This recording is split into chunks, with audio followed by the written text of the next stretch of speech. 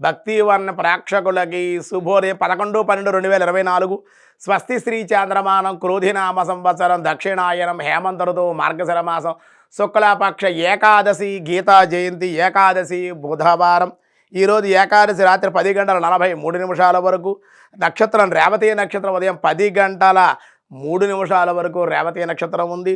వర్జం శేషవర్జం తెల్లవారుజాము 4:39 నుండి రేపు ఉదయం 6:09 వరకు కూడా వర్జ్యం ఉంది.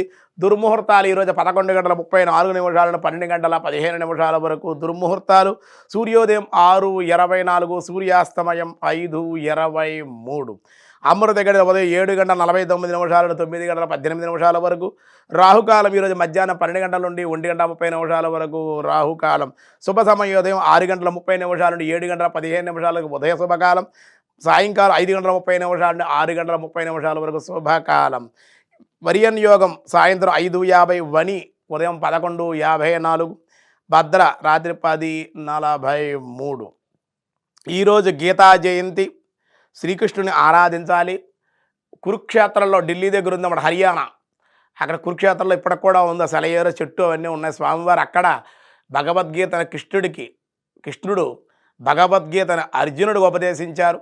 అర్జునుడి ద్వారా వచ్చేటువంటిది కలియుగం కాబట్టి మానవులందరూ తరించడం కోసం ఈ భగవద్గీతని పార్థాయ ప్రతిబోధితాం భగవతాం నారాయణేన స్వయం వ్యాసేనాగ్రదిత పురాణమునినా మధ్యే మహాభారతం అద్వైతామృతవర్షిణీం భగవతీం అష్టాదశాధ్యాయినీం అంబా త్వామనుసందధామి భగవద్గీతే భవద్వేషిణి. భగవంతుడి గురించి ఏడవడమే విషాదయోగం. విషాదయోగం అంటే ఏమిటి?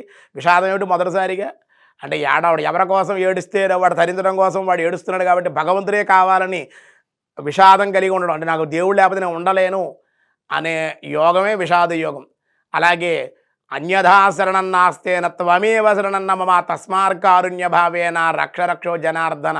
అలాగే అనన్యా చింతయంతో మాం యోజన పర్యుపాషతే తేషాం నిత్యాభియుక్తానాం యోగక్షేమం వహామ్యహం.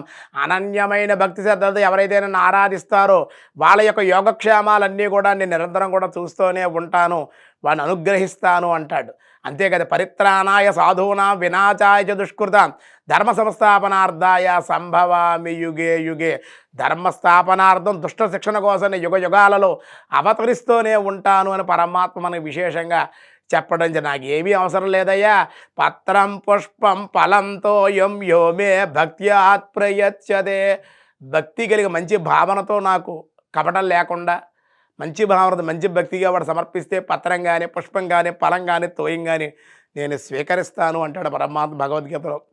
ఇలా ఎన్నో విషయాలు మనకి మనం ఎలా నడుచుకోవాలి, ఎలా తినాలో కూడా చక్కగా మనకి భగవంతుడు భగవద్గీత ద్వారా కలియుగంలో వచ్చేటువంటి కలికల్మషాల నుంచి బయటపడటం కోసం ముందుగా ద్వాపరయుగంలోనే కృష్ణ పరమాత్మ అర్జునుడి ద్వారా లోకాలకు అందించినటువంటి మన తలరాత మార్చేటువంటి గీతే భగవద్గీతగా చెప్పడం జరిగింది. ఈరోజు ద్వాదశ రాశి ఫలాల్లో ద్వాదశ రాశుల వాళ్ళకి ఎలా ఉందో చూద్దాం. ముందుగా మేషరాశి. అనుకూలం, ఉద్యోగ లాభాలు, శుభవార్తలు, ధనలాభం. వృషభ రాశి. నిరుద్యోగులకు లాభం, శుభవార్తాసనం, ప్రయాణాలయందు లాభాలు. మిథున రాశి. ధనవృద్ధి, రావలసిన బాకీలు వసూలగుట, బంధుమిత్రుల యొక్క కలయిక. కర్కాటక రాశి గారి ప్రతి విషయంలో మెలకువ అవసరం. అలాగే కోప ఉద్రేకాలకు గురి అయ్యే అవకాశం, ఉద్రేకం తగ్గించుకోవాలి, కోపాన్ని తగ్గించుకుంటే అన్ని విధాలుగా అనుకూలం. సింహరాశి. సమస్యల నుండి బయటపడే అవకాశం, స్థిరాస్తుల వృద్ధి, ఆరోగ్య లాభం. కన్యారాశి. ధనలాభం, వివాహ ప్రయత్నాలు అనుకూలం. తులారాశి. వాహన లాభం, గృహంలో శుభవార్తలు వినే అవకాశాలు. వృశ్చిక రాశి. గృహంలో ఊహించినటువంటి లాభాలు, ఆనందము, పనుల పూర్తి. ధనస్సు రాశి. అప్రయత్న కార్యసిద్ధి, వివాహ లాభాలు, ధనవృద్ధి.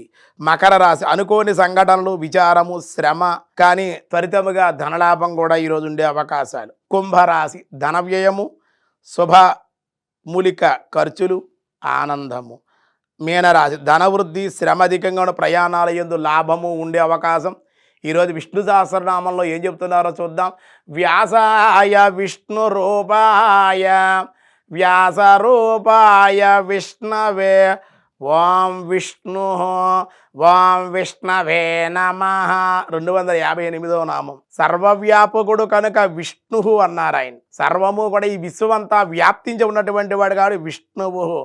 వృష పర్వ ఓం ఉషా పర్వణే నమః.